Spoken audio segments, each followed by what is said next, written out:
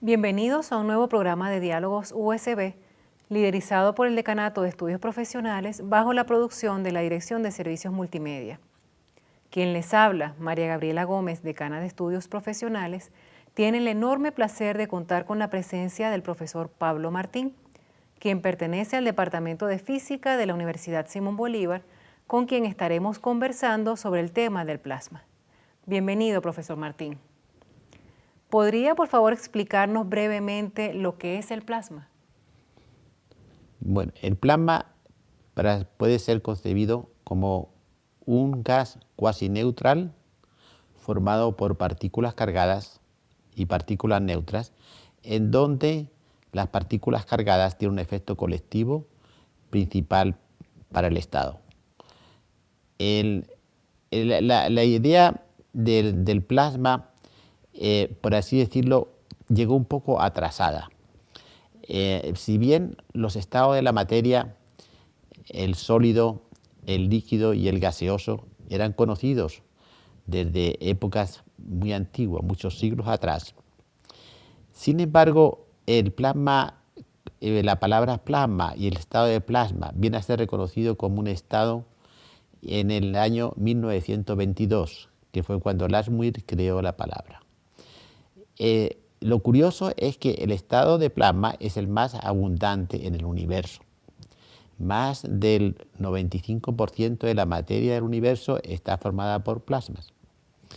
De manera que ha sido ignorado por mucho tiempo, aunque, por así decirlo, los griegos, con esa premonición característica, ellos ya habían pensado que los principales elementos de la naturaleza eran la tierra, el agua, el aire y el fuego.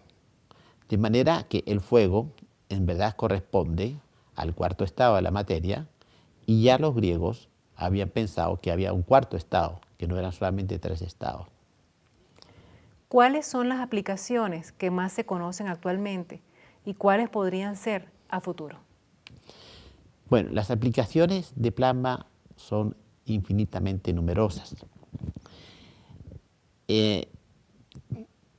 Pensemos primero que el Sol es un plasma, que nosotros recibimos la energía del Sol gracias a que hay un proceso de fusión nuclear, que es un proceso que está dentro del estado de plasma.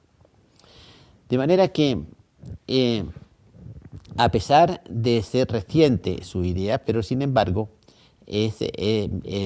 podemos decir que desde los orígenes de la Tierra ya existían plasmas, y los plasmas son muy importantes. Ahora bien, pensaríamos que solamente son de tipo estelar, pero también son muy importantes en la Tierra. Las aplicaciones de plasma podríamos dividirlas dependiendo del tipo de plasma que quisiéramos tomar en cuenta. En dos partes, los plasmas fríos y los plasmas térmicos. Vamos primero, hemos dicho que el plasma está en el universo, está en la ionosfera, es responsable de la aurora boreal, pero ahora vamos a ver en qué se aplica el plasma. Los plasmas fríos son hoy en día la parte fundamental para fabricar los computadores. Los computadores, los chips de computación, se fabrican con la tecnología de plasma. Toda la formación de películas es también una parte importante en los plasmas. Por ejemplo, en el año 1910, los físicos Gain y Novoselov compartieron el premio Nobel de Física por sus aportes en el grafeno. El grafeno, ¿qué es el grafeno? Es una película delgada de carbono de tipo monomolecular. De manera que junto con otros productos es una de las partes de lo que podemos llamar la microelectrónica. La microelectrónica está plagada de aplicaciones de plasma. Los circuitos que se hacen para los chips se hacen por un proceso que se llama etching. Ese proceso es un proceso también plasmático. Cuando uno, por ejemplo, tiene una pantalla táctil, la pantalla táctil está formada por una lámina de hito. Hito, que es óxido de indio estaño. Son las iniciales del óxido de indio estaño en inglés. Y este es un producto que tiene la propiedad de ser transparente y conductor, lo que le da esa posibilidad de hacer pantallas táctiles. Antes las pantallas táctiles eran de dos láminas que se ponían en contacto con un pointer. Ahora son de una sola lámina y el que hace de pointer es el dedo. Pero esencialmente la misma idea. La producción de fullerenos como el carbono 60 es también una de las partes de plasma. Los láser gaseosos son todos plasmas. Las luces de neón también son plasmas. En la naturaleza también está, pero eso ya entraríamos entre los plasmas térmicos, estaría el rayo, los rayos normales. También hay unos rayos que se llaman rayos esféricos, que probablemente son los culpables de lo que podríamos llamar los platillos voladores. Los platillos voladores aparentemente podrían ser rayos esféricos. Lo que caracteriza el plasma es su luminosidad. Es una emisión de radiación electromagnética muy fuerte. Entonces, en los plasmas térmicos son, por así decirlo, están más bien a presión atmosférica. Muchos de los plasmas que yo he hablado anteriormente son la fabricación, por ejemplo, de chips, todas esas cosas se hacen en el vacío. En los plasmas térmicos tenemos aplicaciones muy sencillas, como por ejemplo las antorchas de plasma. Las antorchas de plasma, hay antorchas de plasma de arco transferido y de arco no transferido. Cuando uno desea, en las aplicaciones sobre todo militares o marinas, cortar planchas gruesas, no se puede usar el soplete de óxido acetilénico porque las temperaturas son muy bajas. En plasma los térmicos se está acostumbrado a trabajar con temperaturas de miles de grados y en el caso de fusión trabajamos con 100 millones de grados. En esos casos no se usa el grado como medida de temperatura, sino que se usa el 10 kiloelectronvolts para los 100 millones de grados, por dar un ejemplo. Entonces, estos plasmas, como las antorchas de plasma, también sirven para cortar, sirven para soldar, sirven también para, sobre todo las antorchas de plasma de arco no transferido, para tratamiento de desechos. Probablemente este barco que está a punto de hundirse en Italia, en su corazón lleva una antorcha de plasma para procesar los desechos del barco. Porque cuando un barco como un portaaviones o un crucero desecha cantidades gigantescas, kilos y kilos de basura, hasta toneladas, se necesita procesar esa basura, pues no se puede tirar al mar. El mar, a pesar de ser un recipiente enormemente grande, pero ante todas estas desechos que se puedan degenerar y ni siquiera el mar puede absorberlos y procesarlos. Entonces eso hay que, antes de tirarlos al mar, hay que procesarlos y eso se hace con antorchas de plasma. Pero el número de aplicaciones no está solamente ahí, sino también hay una aplicación futura que ha hecho, hoy en día da lugares a inversiones gigantescas realmente. Es la producción de energía. El método más barato que hoy en día de producir energía es a través de una bomba de hidrógeno. La bomba de hidrógeno, solamente que esta energía es una energía que es descontrolada. No tenemos posibilidades de utilizarla. Quizás hay algunas posibilidades de utilizarla como bomba y en un futuro a lo mejor los pozos petroleros que ya se han agotado se van a reactualizar explotando una bomba de hidrógeno. Pero la idea fundamental es hacer fusión nuclear controlada, o sea, controlar lo que es la bomba de hidrógeno. Y eso se hace de varias formas, pero voy a exponer la principal. La principal son los tokamaks. Los tokamak surgieron, la idea del tokamak es un poco semejante a lo que ha ocurrido con la energía nuclear. La energía nuclear, primero se crearon las bombas atómicas y después inmediatamente vinieron los reactores. Sin embargo, eso se llama unas reacciones de fisión y reacciones en cadena. Sin embargo, la segunda forma de producir energía, altas energías, fue con la bomba de hidrógeno. La bomba de hidrógeno usa como detonador una bomba atómica, pero la cantidad de energía que se producen son mucho mayores y la contaminación es infinitamente menor, porque no se producen isótopos de vida media larga.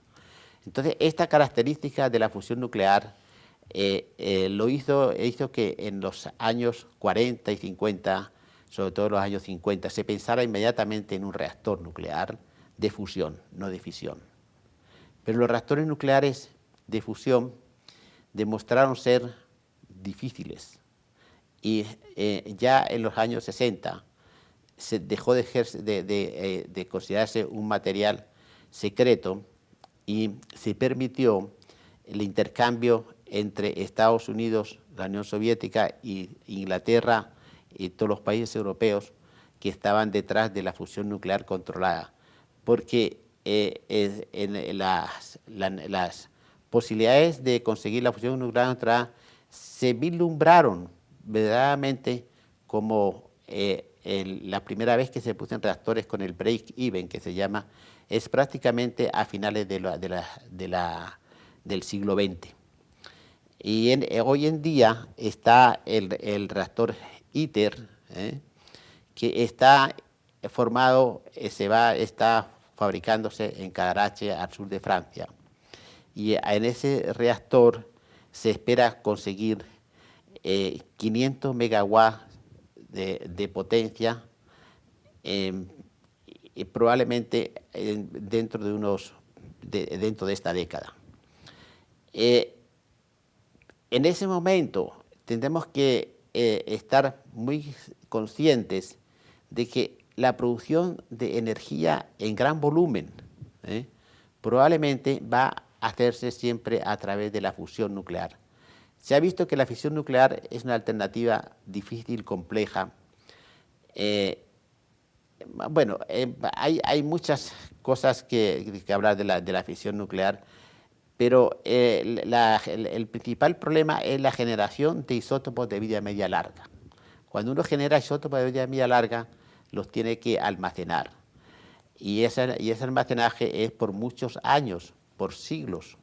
Mientras que se necesita un sistema de producción de energía eléctrica a través de la fusión de núcleos y que no se generen isótopos de vida media larga. Esa es la fusión nuclear controlada y ese es el combustible es el deuterio de litio, que es también, más bien es el deuterio, más que el deuterio de litio, pero que es la combinación de deuterio con tritio, lo que genera una partícula alfa más un neutrón más energía.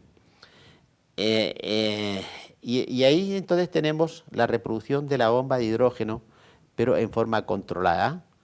Y esa energía es barata, esa energía no tiene los inconvenientes de la fisión nuclear y es muy probable que hacia allá va la generación de energía para después de los años 30 probablemente, de los años 20 es cuando estaremos. Así que las perspectivas son muy, muy grandes de la fusión nuclear controlada. Hay muchas inversiones, pero indudablemente es un proceso difícil que todavía está en el terreno de la investigación. Profesor, finalmente, de manera muy breve, ¿podría indicarnos cuáles son las contribuciones que ha hecho la Universidad Simón Bolívar en esta materia en el país? Bueno, nosotros cuando llegué a la Simón Bolívar, la primera cosa que hicimos fue construir una máquina de doble plasma. En este proceso intervino también el profesor Guillermo Donoso, profesor Julio Puerta, Pascual Martínez, que en paz descanse, y David Mandelbaum, que está ahora en Estados Unidos. Afortunadamente, el costo de una máquina de doble plasma es un costo relativamente modesto y nos ha permitido hacer bastante trabajo experimental, al igual que trabajo teórico. En particular, por ejemplo, yo he sido profesor invitado en UCLA, donde saqué el PhD en su época, en el Imperial College en Londres, en UCLA en California, en la Universidad de Campinas en Brasil. He hecho conferencias en el Centro Espacial de la Universidad de Brasil, invitado por Gerson. He hecho conferencias en la Universidad de Sao Paulo y hemos tenido contribuciones bastante variadas, tanto en la parte de fusión, sobre todo en la área de Tokamak, como en los plasmas fríos. También tenemos en la Universidad Simón Bolívar una antorcha de baja potencia, pero que permite, por ejemplo, crear fullerenos. Los fullerenos, como el carbono 60, que son unas estructuras cristalinas que en vez de estar formadas por unos pocos átomos, está formada por 60 átomos. Una estructura cristalina muy interesante, con bastantes aplicaciones. Entre aplicaciones curiosas, por ejemplo, está la de los boiling. En los boiling se usan las bolas, mejores bolas, son las que se hacen de fullereno. Si uno es un campeón en bowling, tiene que comprarse esa bola, cueste lo que cueste, porque si no, no va a poder competir. Lo nombro esto como una cuestión curiosa, pero indudablemente aquí en Venezuela sí existen aplicaciones de plasma que no son solamente las que tenemos en la Universidad Simón Bolívar, sino también hay recubrimiento, hay empresas, sobre todo en Guarenas, que se dedican a hacer recubrimiento. Porque los plasmas tienen una variedad de aplicaciones que, para dar una idea, hace años atrás, unos 10 o 15 años atrás, la inversión en plasmas en Estados Unidos de las industrias era del orden de los billones. Hoy en día son del orden de los trillones. Tiene que uno darse cuenta de que si nosotros como país queremos tener altos sueldos, tenemos que incorporarnos a las altas tecnologías. Si nosotros hacemos clavos, tenemos que competir con los africanos que también hacen clavos y que el costo de la mano de obra de ellos es mucho más barata que nosotros. No vamos a conseguir nada realmente. La única manera de tener altos sueldos es trabajar en las altas tecnologías. Es incorporarnos a hacer, por ejemplo, semiconductores de nitruro de galio, hacer implantes. Cuando uno, por ejemplo, habla de implantes o de ciertos instrumentos que se necesita un alma blanda con una superficie dura, como es el caso, por ejemplo, de las ruedas de los trenes. Uno tiene que endurecer la superficie. Para endurecer la superficie, en el caso de la rueda de los trenes, se hace por nituración, y eso significa que uno tiene que someter la rueda al calor. Pero si uno tiene que poner un fémur, por ejemplo, el fémur, que está hecho de titanio, tiene que a su vez endurecerse, pero nosotros no podemos endurecerlo con calor porque la precisión es muy alta y entonces hay que endurecerlo sin temperatura. Eso es la implantación iónica, todos esos procesos de implantación iónica.